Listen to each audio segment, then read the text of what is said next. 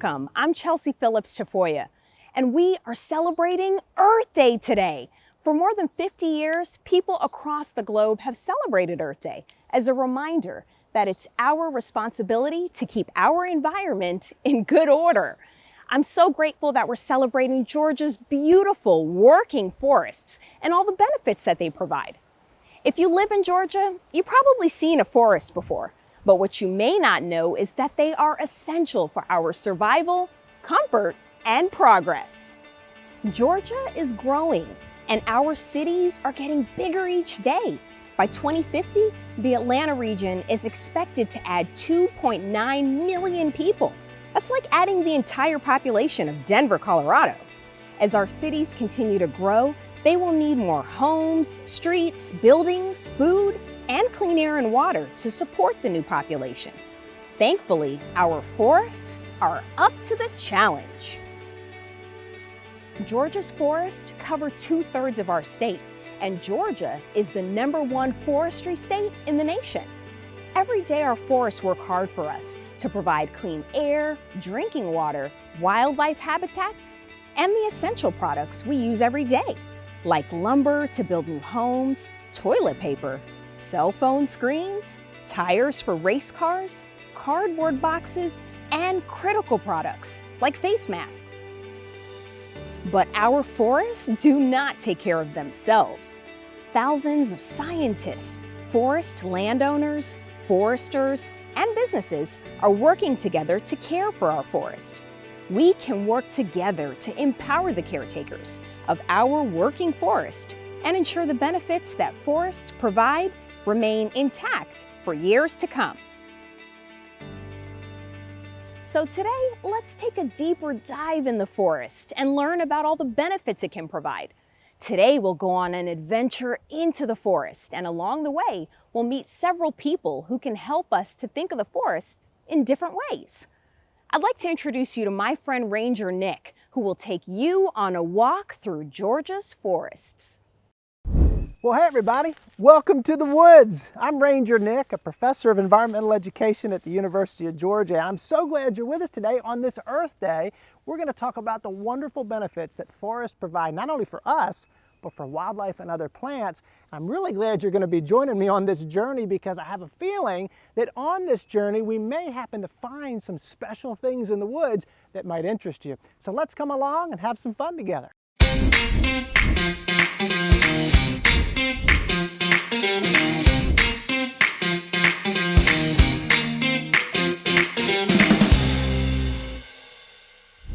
All right, so we're walking along through the woods, taking a look at some of the things that obviously provide benefits from trees, like the shade that they provide on a warm summer day. But I want to talk first about some things that you might not think about as being beneficial to us and to a forest, and that's this thing right here. This is just a tree that's fallen down in the forest and is beginning now to decompose. These fallen logs, oh, they're beautiful, if you ask me. I think that these kinds of things provide all kinds of benefits, and let's think about them.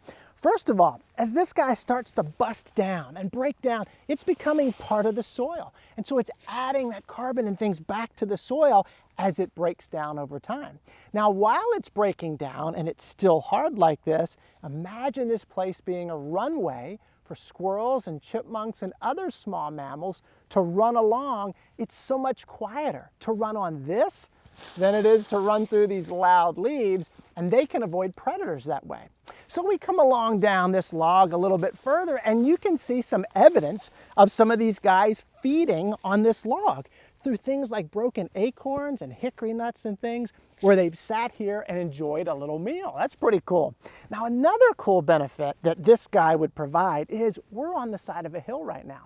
And as this thing sits here, we're actually reducing the rate of erosion from this soil that could come down this hill.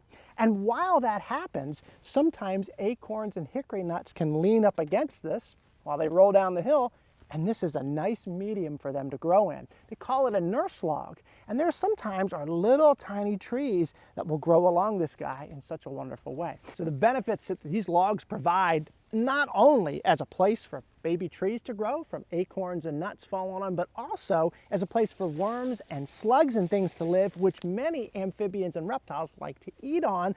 And Well, what do you know? Right over here, we've just been talking about reptiles and amphibians, and here's a reptile right here. Take a look at this little lady. Well, this is an eastern box turtle. She's a little female. She has those beautiful brown eyes in the sun and a duller color.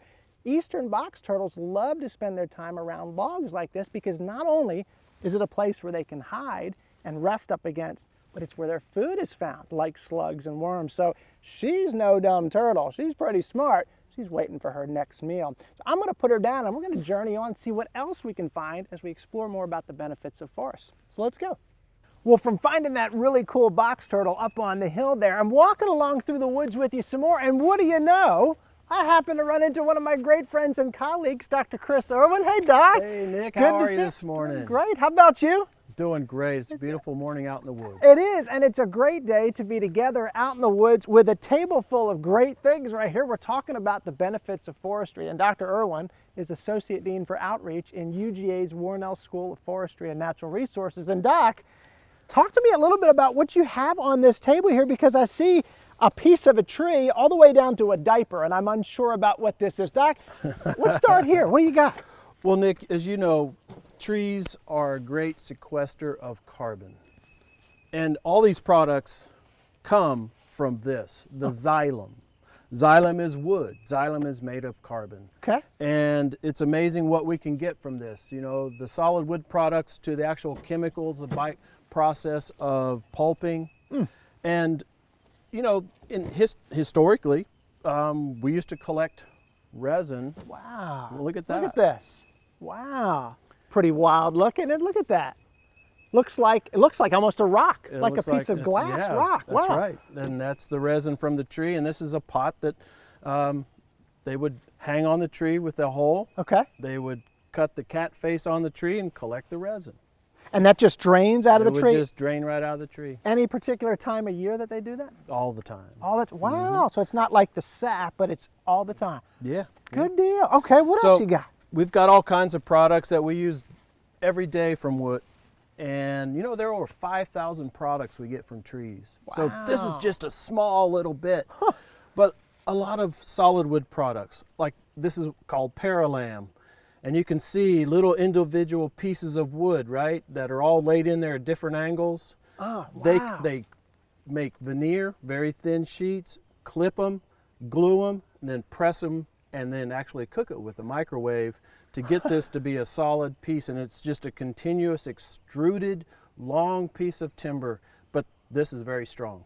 And look at how, just look at how beautiful that is. This is literally made through science that folks can use, and I can't imagine how strong it is too. So that's wild. Okay. And here's another example of how they have glued boards together to make a larger board or a timber. And you can see the grains are at different orientations there for the strength. Yeah. Well, so they're going from like a rainbow to a smiley face, a rainbow to a smiley face. To look at that and be able to see that strength, who would know? Who would know? I don't know. But also, the need for longer boards is also important, and they can make longer boards out of shorter boards with what's called a finger joint. You see how it's all, look at that. It's all interconnected you see there? That's wow. Look at the way that, and talk about a strong joint. Very wow. strong, Okay. very strong. Now, what about a diaper and makeup? Really, from trees? That's right, Nick, that's right. Diaper, this is pulp. That's when they chemically, and with heat and chemicals, they turn this into this pulp. And of course, we know paper products are made from pulp. Right. But there are a lot of other products that they get from the processing of the pulp. And that includes things like food grade materials for gum. Wow. My makeup kit. Good thing. I was going to say, touch up there. Gotta have the makeup. Sponges. Did you know cellulose is used to make sponges? Wow. Cello sponge. You see that in the grocery store? And of course, the all infamous diaper. We have because those at home. wood is absorbent, and does a great job of doing those things. And I'm just glad we've got a clean one out here on the table today and not a dirty one. So that's great. Well, Doc, if you don't mind, I'd love to take you and my friends along for a little bit more of a hike in the woods, see what else we find as we continue talking about the benefits of forests. So let's go. Well, I don't know about you, but I was really surprised at the stuff Dr. Irwin shared with us at his table there in the woods. And Doc, I really appreciate you joining me on a bit of a journey as we continue walking through this place. We're at the Whitehall Forest, and you're the Associate Dean of the Warnell School of Forestry and Natural Resources. And on this forest, I've heard that you manage this place? That's right, Nick. We're a certified tree farm here, and we actively manage this property so that we can produce sustainably wood products that are sold and marketed around the world. The pine timber here provides that financial benefit for the school, but better and more importantly, it's those products that are getting out to the people who want and use them every day. Wow. And what's so interesting about this place is not only is it benefiting the state and the community, but it's benefiting students who are here at UGA learning about this stuff in this environment with Dr. Irwin. That's right. This is a working forest. Yeah. And as I said, we actively manage it, but it's also a place that we teach students. We have demonstrations and research out here. Interesting. Be careful now, Nick. That's right. Well, and we're coming up on this creek right here, and this is what's interesting to me, is you're talking about managing this place. And when we talk about modern forestry, what do we mean by management? We looked at a log earlier and some forest products. What does that mean in the context of this forest? Management means that we are taking an opportunity to take this natural setting and use appropriate activities such as harvesting for the products, but even more importantly, regeneration. We plant trees back when we're done, and it is where this is sustainable. And there's a word that we hear a lot about these days is we're taking a resource away, but we're putting it back often 2 and 3 times fold. I've heard that they're putting it back. Absolutely, absolutely. These stands here are hardwoods, and you can tell an old forest of hardwoods because there's a lot of large beech trees, and that's a good sign of an older forest, but yet it's a healthy forest. Yeah, and when you have healthier trees, those things are falling down, becoming logs, and doing all the benefits we learned about before. That's right, that's right. There's a large log here that fell, and it does provide good habitat, and it also is just an indication that trees get old and they fall down. That's right. They well, do. Talking about habitat, we're looking at this beautiful creek, and I don't know if y'all can hear the beautiful sounds of that water right there. Doc, I'm looking at this creek, and it's gorgeous. It's clear water. There's not a lot of debris and mud, and it's not cloudy. No. I would have thought that if you're managing this place, that this would be yucky looking. Why is it so clear? Well, trees are a natural filter.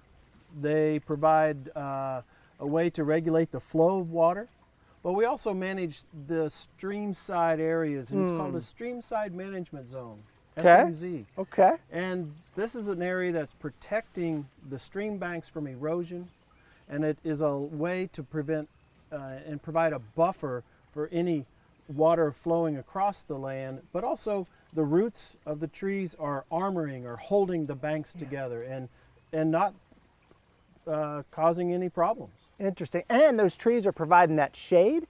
They're cooling that water, keeping that oxygen in that water, and it's providing a wonderful habitat for all different kinds of things. And that's one of the things I'd kind of like to do now is start looking around and seeing if we can find anything in this water that might be an indicator of stream health. Looking around here, I don't know, Doc, you see anything? I'm looking for little critters that might Nick, look.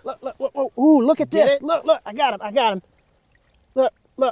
Look at this. Wow, Doc, good eye. Look at this. Tiger salamander. That is it. That's a tiger salamander. And look at the beautiful stripes on this guy coming out of this cold stream this morning. Wow, this is actually an indicator that the environment is healthy. The stream is healthy, the soil is healthy, and you're telling me they manage this place through forestry. We do, and look. These guys live here. I mean, these guys are benefiting from that management, that modern forest management, and what a great indicator of environmental health. You know, their skin is so sensitive that they can determine and really detect for a scientist that there's changes in the environment. That's right. Acidity in the soil and acid rain because their skin's so sensitive. And this fella looks like he's doing just great and doesn't want anything to do with us this morning. No. I'm glad we got to find him.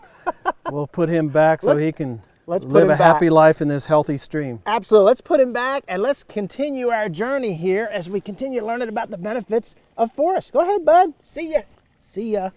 Well, what an adventure today, huh? Learning about the benefits of forests, getting a chance to run into a great friend and colleague, Dr. Irwin. Good to be with you today. It was great, Nick. Man, this is the kind of person that you can run into at the University of Georgia and learn more about this kind of stuff. So if you're wondering, what can you do at home to keep forests as forests? Doc, what's something you would tell them that you think they ought to be doing? Buy more paper products. Yeah. Use Yeah. paper, use wood products because it's renewable and it helps our environment. Yeah, I would say, I'd add on to that and say, when you're outside, go into the woods, don't be afraid of it, and look around. Pay attention to up above and down below and under the logs, and be careful when you're out there. But notice that that's a place where wildlife are going to live, and if you find something, go and get mom and dad and let them know that you found it before you go trying to pick it up like we did today. Trained pros here. That's right, and you can also just sit in the woods quietly and listen to the birds, to the insects, the water. It's a restful place to be as well. Yeah. So it's a place to have fun and just rejuvenate yourself. That's exactly right. And all that we have going on today and all the stress that happens at school, it's good to sometimes to just sit out in the woods and relax and recharge your batteries. Y'all, thanks so much for joining us today, and happy Earth Day to you. I'm Ranger Nick. I so appreciate you joining us, and I hope to see you sometime soon. See ya.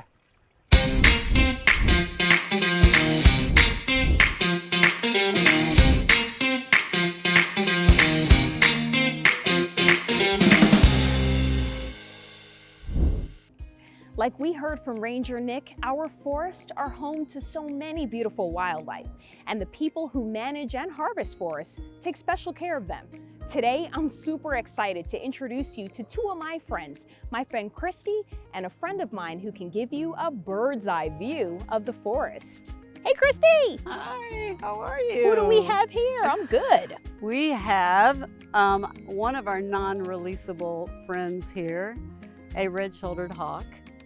And I am Christy Hill, Naturalist Coordinator for the Chattahoochee Nature Center. And I have the very big privilege of working with most of our animals here at the Nature Center. So we especially love the red-shouldered hawks around this area because they love the river. They are riparian raptors, which means that they find their habitat right by streams and rivers, and they can find pretty much everything they would need right here where we're standing. So this is also what I kind of think of as red-shouldered season this time of year, because we hear them a lot. We might hear them out here while we're filming today, but these birds are in their mating season and baby season in March and April, and we expect to hear from them in their courtship.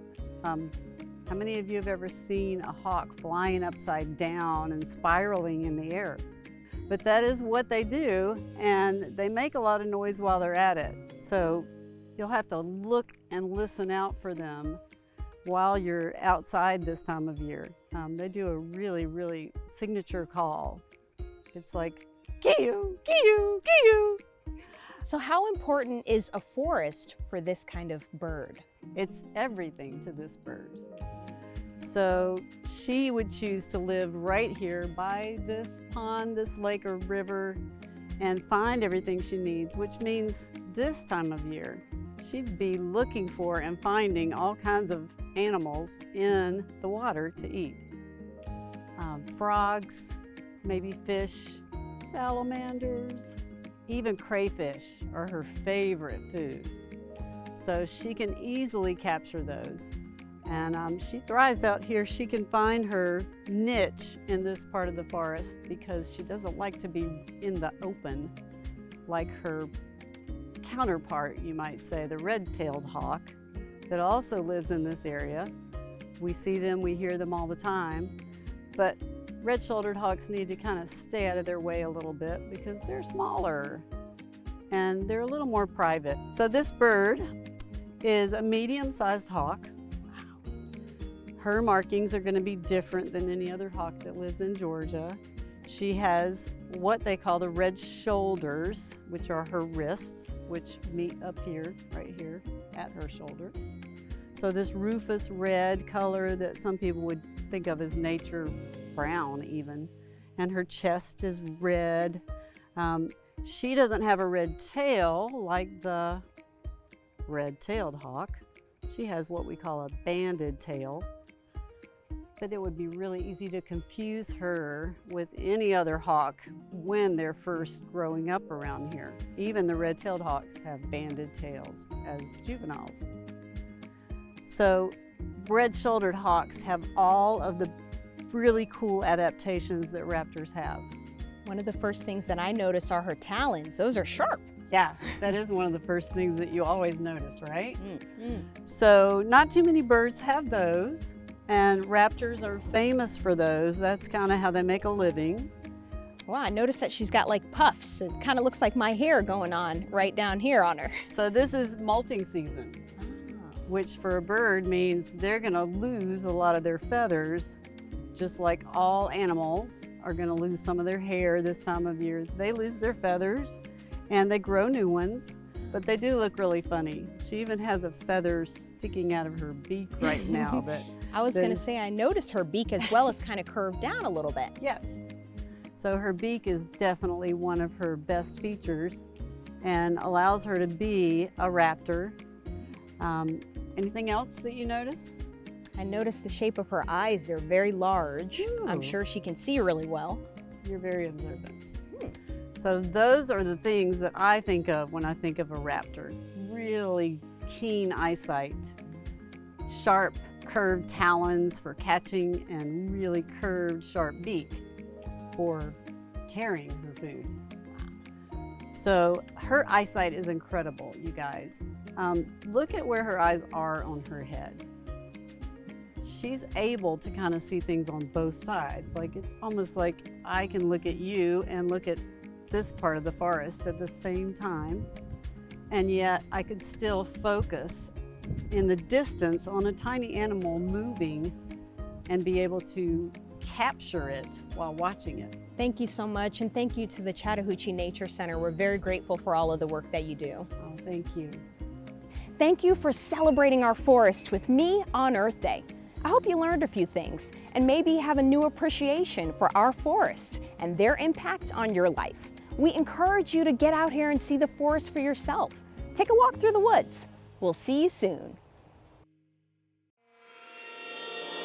The cycle of a working forest, from planting and harvesting through use and replanting, is a remarkable, sustainable, and fragile endeavor. As Georgia becomes increasingly urban and suburban, there is greater and greater pressure to develop more land. And once land becomes converted and our forests are gone, they're gone forever.